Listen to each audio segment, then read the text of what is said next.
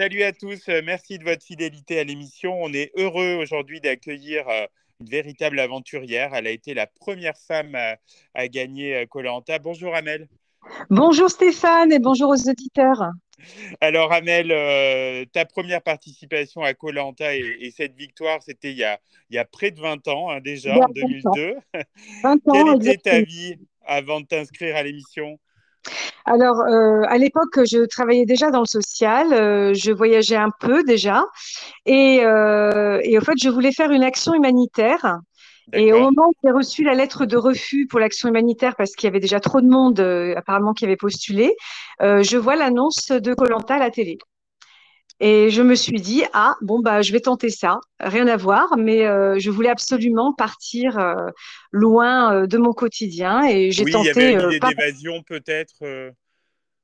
Oui, une envie d'évasion parce que la bande-annonce ne donnait que ça comme image, ne donnait Et pas oui, l'image de la survie. et oui.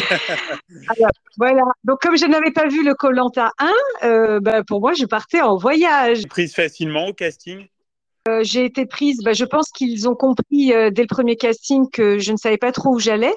Et donc ça aussi, ça a dû leur plaire parce que les personnes qui préparent trop leur départ ont moins de surprises aussi, on peut moins les surprendre aussi. Et tu as été soutenu par ton entourage pour participer à l'émission? On prévient le moins de personnes possible pour garder le secret le plus longtemps, au moins jusqu'au Ah oui, tournage. bien sûr. Et Et oui, voilà. Donc au fait, non, je n'avais prévu que la collègue qui devait me remplacer. Je partais pour une durée bien indéterminée sûr. parce qu'on se trouve pour un nombre de jours, mais Oui, oui. finalement, c'est pas pour venir. Et donc, bien sûr, mes parents à l'époque et puis ma meilleure amie. Voilà, j'ai vraiment prévenu le minimum parce que j'avais tellement peur qu'à cause de ça, je ne puisse pas être prise que je voulais pas qu'on me reproche une fuite quelconque. Donc, j'ai joué le jeu de ce côté-là. Bien sûr. Et alors, comment tu as vécu cette première participation? Alors, au fait, le plus difficile a été pour moi les 3 premiers jours parce que c'est un choc physique et psychologique sur tous les plans par rapport à bien sûr l'alimentation, forcément, le confort qu'on n'a pas du tout, l'hygiène qu'on n'a pas non plus, de se retrouver dans un lieu inattendu, inconnu, avec des personnes qu'on ne connaît pas du tout. Oui, Voilà, tout ça, forcément. Ouais. voilà, tout ça vraiment était nouveau, difficile, et il a fallu un petit temps d'adaptation pour tout, pour le mental, pour le physique et puis pour l'approche aux autres, quoi. Alors, qu'est-ce qui a fait, à ton avis, que tu as gagné? Alors, je pense que, bon, déjà, j'étais plutôt, comment dirais-je, pas du tout stratège. J'étais venue vraiment pour vivre une aventure On extraordinaire. s'en souvient, oui, en effet. Voilà, donc très naïve, etc. Donc, ce qui fait que comme j'étais pas dans la stratégie et en plus je n'étais pas spécialement forte dans les épreuves, ça m'a fait une double casquette qui fait que les gens ne voyaient pas le danger en moi. Oui, ouais. Et voilà, donc la première partie qui est quand même en équipe, là, ce qui m'a entre guillemets sauvée, c'est que bah, en fait, je faisais tout sur le camp, j'aidais, j'allais chercher à manger, j'étais assez tenace de ce côté-là. À un certain moment, l'équipe ne tenait plus debout. Bon bah, avec Maud, on allait chercher à manger, avec Jimmy, etc. Donc c'est vrai que j'étais toujours très active sur le camp et ça a beaucoup joué pour me maintenir malgré ma faiblesse entre guillemets sur les épreuves. Au moins sur le camp, je tenais le coup. Et puis après la réunification, bah, c'est la stratégie qui a joué forcément. Et là, ce qui m'a fait tenir, c'était qu'on ne me voyait pas comme un danger. Et oui, oui, bien sûr. Mm. Donc, en 2009, tu es revenu dans l'émission, dans la première Oui. saison All-Star. C'était une Oui. évidence pour toi d'y retourner? Alors oui et non, c'est-à-dire que quand on me l'a proposé la première fois, j'avais dit non Oui, parce que je venais d'accoucher et que j'étais pas du tout dans le trip koh. J'étais plutôt dans les couches, les biberons, donc oui, oui. loin de l'aventure. Et au fait, c'était le premier All-Star et je pensais que c'était le dernier aussi. Et Et j'avais oui. peur avec le temps. Je me suis dit, oh là là, je sais que je vais le regretter si j'y vais pas parce que c'est le premier et le dernier qui va se dérouler en All-Star. Si j'avais su qu'il y en aurait d'autres, j'aurais sûrement décidé autre chose. Mais sur le coup, je pensais que c'était le premier et le dernier. Et D'accord. donc, un peu à la dernière minute, j'allais dire, j'ai rappelé finalement la production et je leur ai dit que bah, j'étais finalement d'accord pour repartir. Malheureusement, bah, je n'étais pas prête physiquement Et puisque oui, j'étais oui. pas Ouais. du tout, hein, voilà. Et ça a été une grosse erreur de ma part parce que quand on part à koh quelle que soit notre situation professionnelle, personnelle, peu importe, quand on y va à 100%. Eh Peu ouais, oui, importe bien les sûr. capacités. Ouais. Et moi, j'étais physiquement là-bas, mais ma tête était à la maison. Ouais. Donc, je n'étais pas du tout prête, pas du tout apte, et ça s'est vu tout de suite. J'avais Oui, pas le du coup, mental. ça s'est vite arrêté. Ça a été un peu frustrant, non? La mort subite. Oui, alors sur le coup, forcément, pour moi, ça a été une erreur dans le sens où moi, j'ai pas l'habitude d'abandonner. C'est vraiment quelque chose que je vis très mal. Et là, j'ai abandonné. Eh Pour oui. moi, j'ai abandonné. Et donc, quelque part, c'est ça, en fait, qui m'a le plus marqué, c'était cet abandon que j'ai eu beaucoup de mal à digérer parce que bah, c'est pas moi, quoi.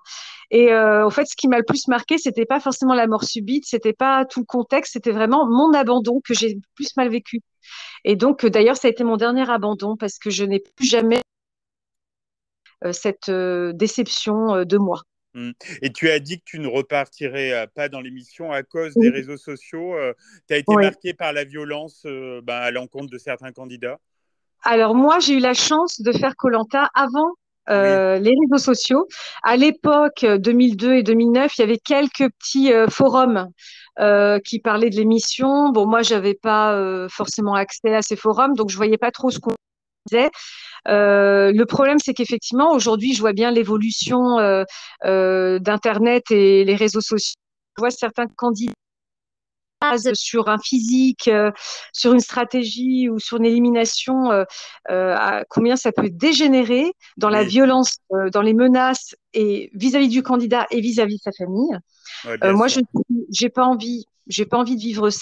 Et donc, forcément, voilà, notre entourage est impacté, mais on s'attend pas non plus à une telle violence. Donc, non, faire Mm. une aventure, oui. Il y en a plein d'autres à vivre et qui ne nécessitent pas Bien sûr. forcément tant de violence. Et donc, j'ai plutôt opté pour ce choix-là. Ok, on L'aventure, oui. comprend, on comprend. Donc tu continues à revoir pas mal d'aventuriers. C'est une grande famille, koh. Oui, bah oui, hein, malgré nous, on vit dans. Alors, les gens me disent que ça fait un peu secte, mais nous, on le vit plutôt comme une grande famille. C'est vrai que c'est très bizarre parce que ce qui est normal, c'est de partager un maximum avec ceux de notre saison, puisque voilà, on les a connus pendant le jeu. Mais au fait, non, on n'arrête pas là. On amitiés qui se font avec les saisons différentes, celle d'avant, celle d'après. Et c'est vrai que pourquoi, comment, c'est difficile à expliquer. Mais en tout cas, il y a cette approche et cette complicité qu'on a naturellement envers un autre aventurier de koh. Et forcément, après, les amitiés perdurent et il y a d'autres partages, notre profil, etc. Parce que j'ai des amis I et des amis IE avec un S qui, Oui. qui que j'ai depuis koh parce que qui sont pas forcément de ma saison d'ailleurs, et ça c'est génial, quoi. Et on peut vivre plein d'autres choses, plein d'événements personnels ou d'aventures ou sportifs, et puis c'est génial. Non, non, vraiment, Mm. pour ça, rien que pour ça, ça vaut le coup de vivre. L'automne dernier, tu as participé à une randonnée hommage à Nicolas, qui était finaliste de Oui. la saison 2 avec toi. Ça a été une grande perte, dure à vivre. Mais c'était surtout un mec adorable, grand cœur, plein d'humour, vraiment, voilà. Donc c'est vrai que nous, on a connu ce Nicolas-là aussi. Et donc forcément, quand on a su qu'il était tombé malade, etc., bon, ça nous a touchés. Mais le contact était toujours là, même si on se voyait pas physiquement parce qu'il est assez loin de chez moi. On communiquait quasiment tous les jours par téléphone jusqu'à qu'il puisse plus parler. Et là, on communiquait par SMS. Donc ça a été. Je n'ai toujours pas enlevé son numéro de mon portable. J'arrive pas. Eh oui, ouais. J'arrive pas parce que ça veut dire effacer aussi les conversations qu'on a eues, etc. Et c'est vraiment un cap que j'arrive pas du tout à passer. Donc oui, c'était normal que je participe à cet hommage. J'ai un peu plus, mais bon, là en l'occurrence par rapport à sa famille, ses amis, ils étaient tous présents et je me devais d'être là parce que j'étais pas que sa finaliste, j'étais aussi une amie. Voilà, c'était quelqu'un qui avait son importance dans ma vie aussi. Oui, on comprend. Dernière question, Amel, quelle est ta vie aujourd'hui? Je suis toujours dans le social. Je suis devenue maman de 3 enfants, dont 2 ados. Donc, je voyage beaucoup parce que mon rêve, au fait, c'est de faire le tour du monde, mais je ne veux pas le faire en une fois. j'ai besoin de revenir en France chez moi à chaque fois. D'accord. Donc, du coup, ça prend beaucoup plus de temps, mais c'est pas grave. Et puis, bien sûr, bah, l'aventure, quand on y goûte, bah, le problème, c'est qu'après, on veut plus s'en passer. Ouais. Donc, j'ai besoin de faire autre chose que ma routine métro, boulot, dodo. Donc, c'est vrai que bon, ça, mes enfants l'ont compris, hein. Ils ont compris que j'avais besoin de cet espace pour me recharger les batteries. Dernièrement, j'ai fait un trek dans le désert marocain avec Alexandra qui a fait les Quatre Terres Oui. et les légendes, qui avait gagné d'ailleurs son koh les quatre terres. Et j'ai fait donc équipe avec elle et Sarah, il n'y a pas de fatigue qui soit. Oui, oui, on a vu les images, ouais. Voilà, donc bah, c'était vraiment super parce qu'on n'a pas du tout fait koh ensemble. On se connaissait à peine à l'extérieur, donc c'était vraiment un défi aussi de partir toutes Bien les sûr, trois. ouais. Vraiment. Et ça a super bien matché, on s'est super bien entendu, on a été complémentaires, on est partis dans le même objectif. Forcément, c'est d'en profiter un maximum et de se surpasser. Ça a été un objectif atteint, mais c'est surtout qu'on a été solidaires entre nous. On a tout eu des coups de mou, des rires, des pleurs, et voilà, on a passé une super aventure ensemble. Et ça, c'est génial parce qu'au fait, il y a plein d'aventuriers et d'aventurières avec qui on peut partager d'autres événements. J'avais fait aussi l'ascension du Kilimanjaro avec Claude, Laurent et un autre Nicolas.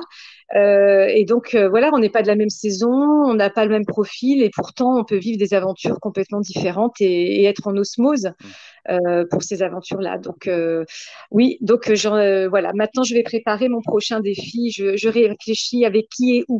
Eh ben, on te souhaite plein d'aventures sympas, plein d'évasions. Merci beaucoup, Amel. J'étais content Merci.